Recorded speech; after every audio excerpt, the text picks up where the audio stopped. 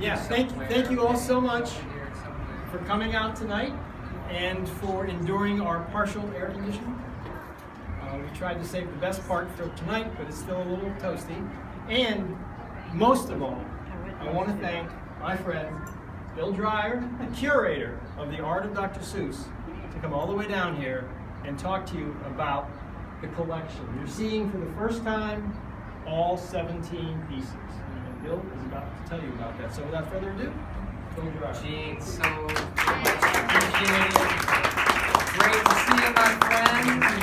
Great to be down here. It's great to see friends from years back and from all around. Larry and Susan, thank you for coming out. It's great.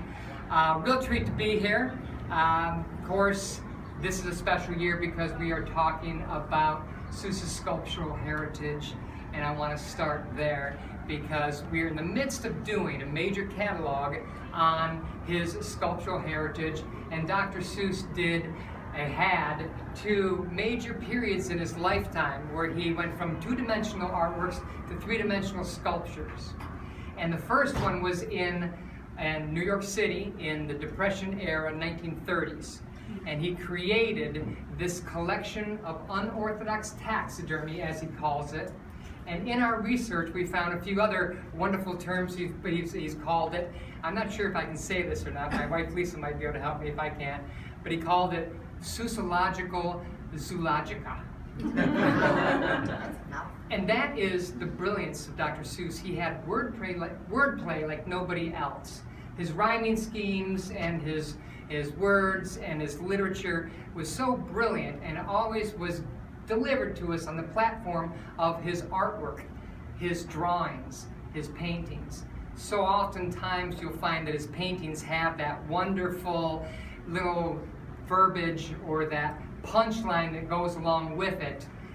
There's a great artwork called Alley Cat for a Very Long Alley, and it's about that long. And on, and there's several artworks around here I'm sure have great punchlines as well. One of my favorites is this one right over here, which happily hangs in our family room. And my kids are about that age, and I have a boy and a girl, so you know the boy's sitting there reading the facts of life, and Ted Geisel gives us the little punchline below what he's saying to his sister, which is, by Gad, he said, Gad, Emma, this stuff's dynamite. And they will not get that for many years. The facts of life, that will come to them when they're sooner than I think. No, Gene, they're only 6 and 9. Years and years away. So this is what is so much fun about Dr. Seuss's artwork, is that he puts that humor, that wit, that imagination, that brilliance of ingenuity into everything he does. In fact, that's probably the definition of Seussian, this word that is used oftentimes when you're talking about things that Dr. Seuss did. They can best be described as Seussian. And in researching his sculptural heritage, it has been so much fun to be able to look at what he did in the 1930s and the 1950s. His second powerful sculpting phase took place in the late 1950s when Revell Toy Company from Venice, California at that time, approached him and said, we would love to do a Dr. Seuss toy line. So Dr. Seuss worked for quite a while on these, and it was Revell that realized that his standards were so high, they had difficulty achieving these toys that they thought they were going to be able to make out of plastic and put in the toy store and toy show and do very well with. But Ted Geisel always had high standards, which is why in his lifetime he very rarely put anything out in the marketplace with his name on it, because most of the time it didn't achieve his standards. He was at his house in La Jolla, California, when another company, Coleco, who made toys, had sent him the first editions of some toys that they were going to do, and he threw them in the pool, threw them all in the pool right then and there, and said, "That's it." He wrote a check for $1 million to get out of that contract and never put them in the marketplace. That's the kind of integrity that this guy has when it comes to his artworks.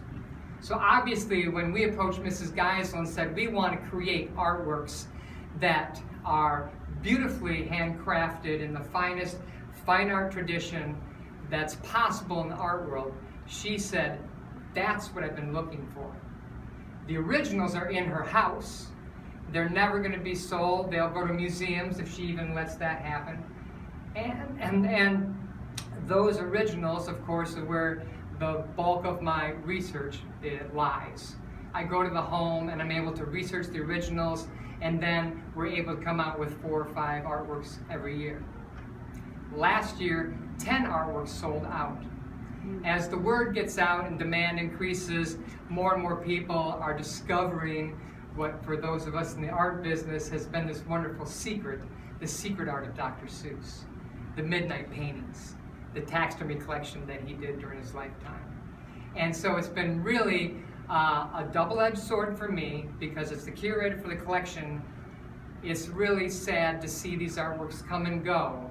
And it's a treat to go into a gallery and be able to talk about certain artworks, and then years later, you'll never see them again, and I still want to talk about them. There's some really great works that have fun and wonderful stories, but not to despair, because there's great stories right here amongst us.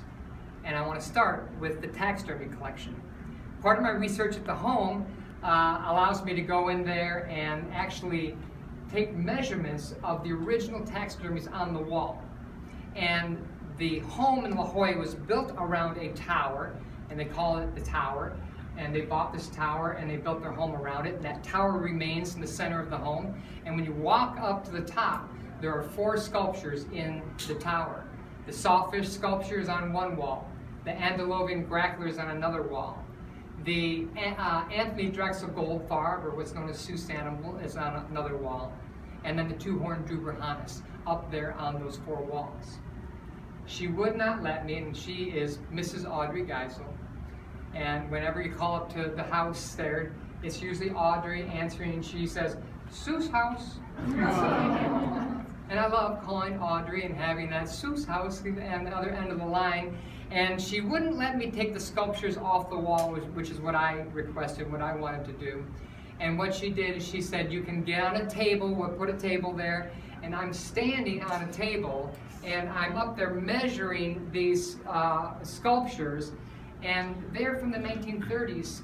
They're old, and I'm worried about knocking one off the wall, and you know there's no replacement for that thing. So it was quite nerve-wracking and very exciting at the same time to be able to go and measure those sculptures, because what we do when we recreate these artworks is that we will know how long the horns are, how far is the nose out from the front of the face, how long are the ears, so that we can replicate them with the kind of efficiency that's needed for this kind of an artwork. And that was one of the joys of my career, is being able to go in the house and do that. Ted Geisel has created 17 known sculptures during his lifetime that we're aware of. Part of my research that's going to come out in a catalog, and everybody here will get one. Atlas Galleries will have those catalogs, and we're going to talk about different phases of sculpting, different projects he did, many of them commercial, with artworks that are long forgotten, things you didn't know about, you've never seen, and they're really amazing. Part of my research is discovering that these are the 17 sculptures that he did during his lifetime. He also did 3 variations that we know of. One variation on the sawfish, another variation on the carbonic walrus, and another variation on the tufted gustard. And we're researching those. We don't have enough information at this point to be able to recreate an edition. We don't know that we'll be able to do that. We do know that the last sculpture that we'll have permission to come out with at this point in time is the powerless puffer in the middle there. And I just want to pause for a second and throw out a little round of applause for Gene, who put this wall up today, and that's an amazing wall to do. So nicely done, my friend. For those of you who have artwork, it takes some work to get up on the wall there, and putting 17 on the wall is no easy challenge, I can assure you. But it looks great. And it's a real treat to see all of them. The reason we want to bring all of them is because we wanted to show that whole legacy of sculptural heritage when it comes to the taxidermy, or what Ted called his collection of unorthodox taxidermy. And there they are. Many of those, as some of you know, you can't get the Bldg and Abelard anymore, you can't get the tufted Gustard anymore, you can't get the Druber Hannes, and several other artworks are completely gone. But we wanted to have them in the gallery anyways to show people the breadth of his work when it comes to his sculptural legacy. And the other thing that we want to share with you is that as I've represented the collection over the past 16 years, the taxidermy collection has become one of the gems that people have gotten behind in terms of a collecting standpoint. They are fun, they are funny, and in my research we have discovered that Dr. Seuss says that none of them are animals, they're all people. And I think you get that sense that there's that humor in there and that personality that he puts in almost everything he does. And those are people that he probably knows, and they might be people that we know, or people that remind us of them. And the other fun thing that we learned is that the usage of these sculptures was kind of interesting. And in 1937, he went to the New York Boat Show, and he took 7 sculptures, and there are 7 sculptures on the right-hand side there. He called in his marine mugs ferocious fish. And he took them to the boat show because he was promoting motorboat oil for Standard Oil of New Jersey. He was an advertiser at that time, and he was doing this big, wonderful booth, and he thought, well, I'll bring some of my sculptures, and that'll kind of trick it up, and they'll make it look great. All the attention from the boat show that year went to these sculptures, and articles were written about these sculptures, the marine mugs that were there. As part of the collection, we set aside a handful of matched numbered marine mugs, so 7 sculptures there.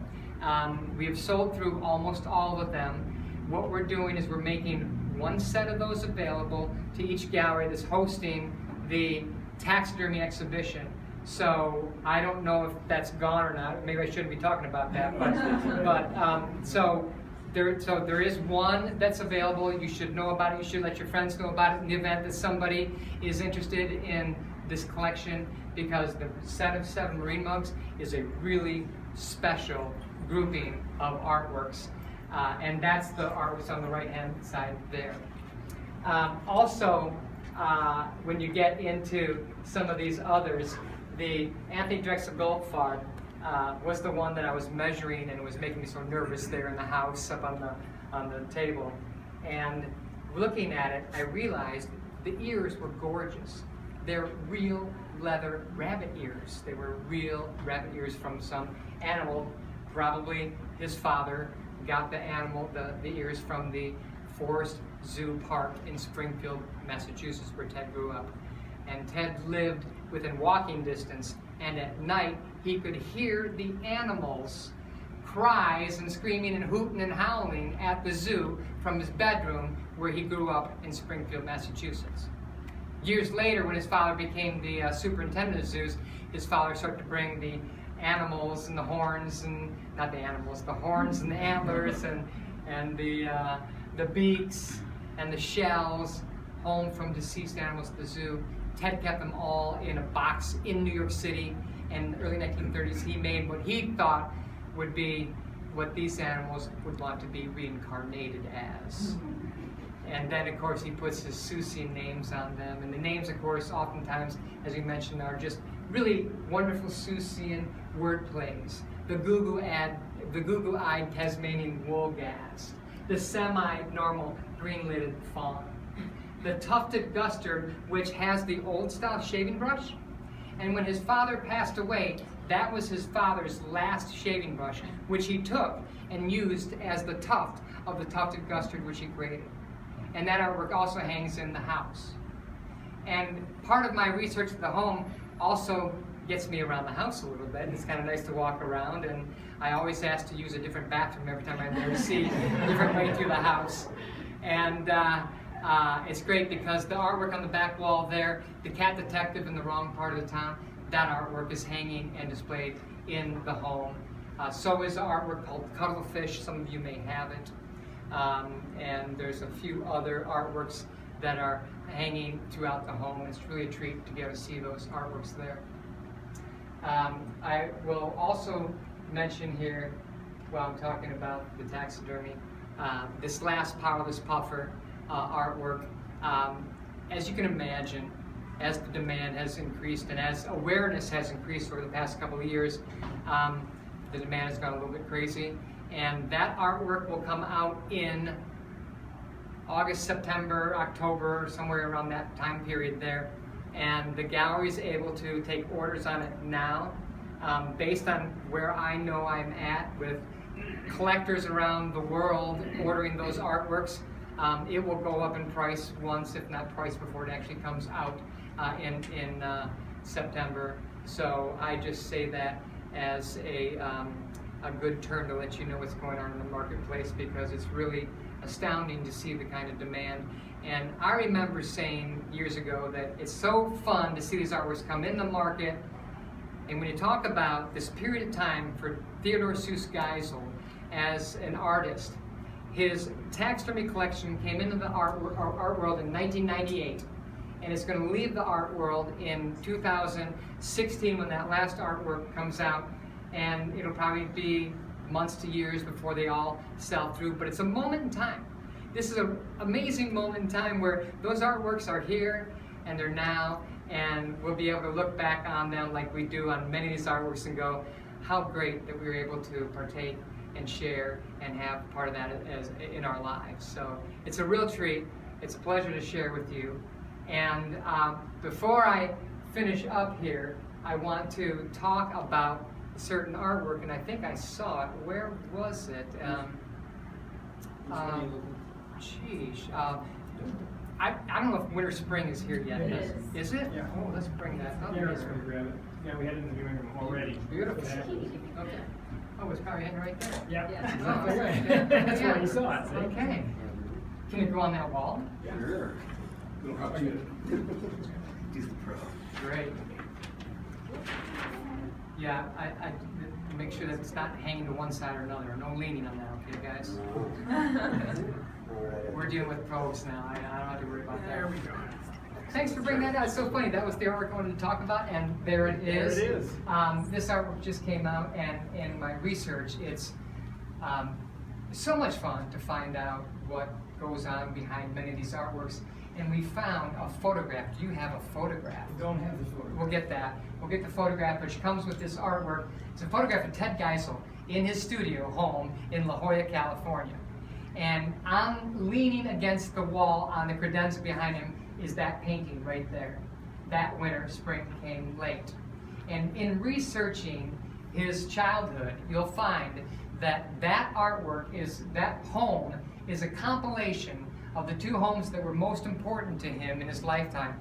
His home, growing up in Springfield, and his grandfather's home, which was just around the block. The whole family lived within several blocks of each other. That's how it was back in the early days of the 20th century. And his grandfather's house looked very much like that. His house was like that. His bike is down there, wheels up, ready to go over to the Forest Park Zoo.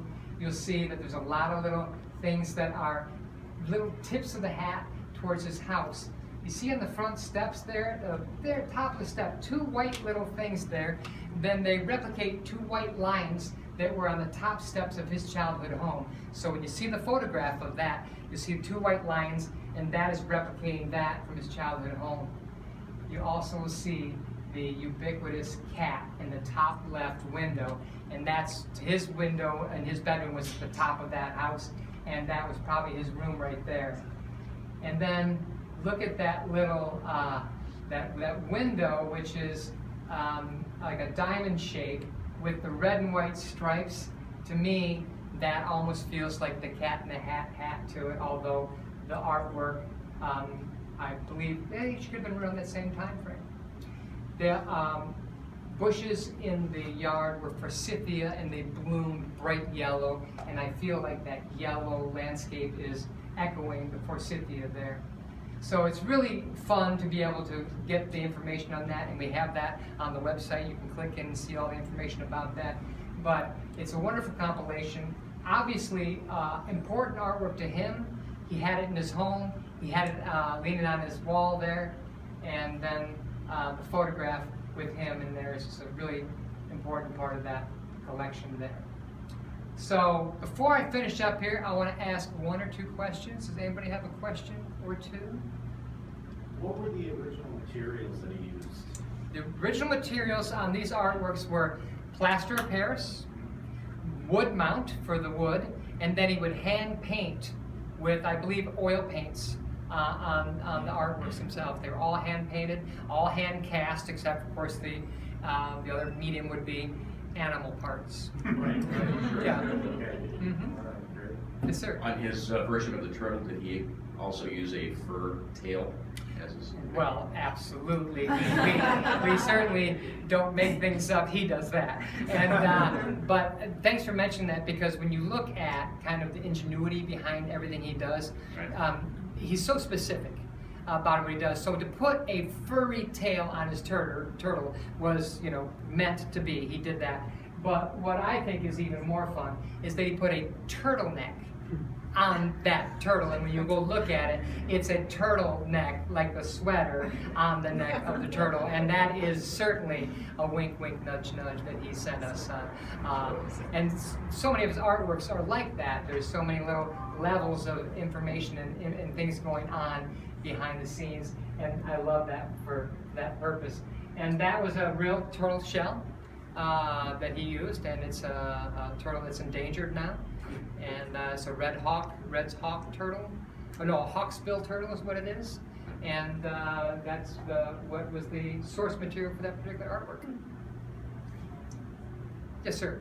So most of us know him through his books and children's Yes. literature that came out in the early '60s. So Yes. this work kind of preceded that. So he was working in multimedia. What's the kind of like the backstory of how he went in that direction? I mean, it's so different. I mean, Yeah. obviously the themes are there, his Yeah. personality comes out, but it's such a different medium. Yeah, it's such a great question, because when you look at this, it does look like a precursor to his children's books. Yeah. It has that kind of humor, that kind of lightness, that lively Right. imagination element to it. And I think what we find, and the best way to answer your question, is that if you look at Ted Geisel's career from 1920s, when he begins as an editorial cartoonist in New York City, to the end of his life when he finishes with All the Places You'll Go in 1990, 1 year before he passes away, everything he does has that golden thread of Seussian quality. I'll use it again, but his taxidermy collection has that Seussian quality. His editorial cartoons have the look and feel of his children's books. And if you look at the artwork that is right there, that is called After Dark in the Park. That was done in 1933, 4 years before he writes his first children's book. So everything he does, whether it's his poetry, his writing, his artworks, has that Seussian quality 4 years before. And look at that. Turtles are stacking up, and you know your little turtle's coming down the pike sometime. You see a one fish, two fish type of an artwork there. You see the caricatures, the animals that you know are coming in his book. So to answer your question, he didn't evolve. He began in the 1920s with this vision and this focus, and it was solid, and he stuck with it and improved it slightly. I think he got better and better and better, but he was brilliant in 1933. And so really, Dr. Seuss is Dr. Seuss through and through in everything he does. Okay, thank you. Sure. How many paintings did he do? Oh, that's a great question. How many paintings did he do? Even though? Yeah, I do. I'm probably the only one that knows, but I do know. And I don't have the information readily available. I know your information, but I like to put it in the context of other artists to kind of give us a sense for it. Warhol did 100,000 artworks in his life. Picasso did 50,000 artworks in his life. And then you get into other artists that did several thousand, Rembrandt's, several thousand artworks. And then you get into other artists that did, 800, 600. Van Gogh probably did fewer than that, but Yeah. do you know how many Van Gogh did? Yeah, no. So Van Gogh did probably, hundreds. Ted Geisel created 145 paintings. Taking these out of there for a second, 17 sculptures, he did about 145 paintings. So he was doing commercial projects, children's books, he was doing cartoons, editorials, World War II material.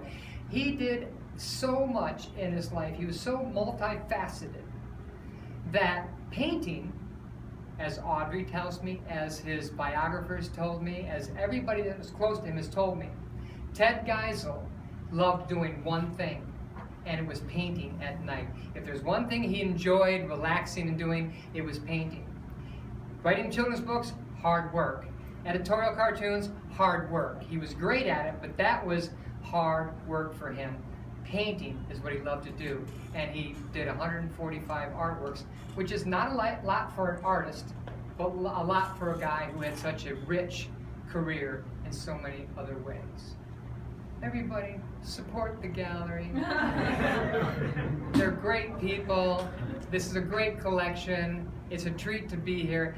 Thank you for coming out so much.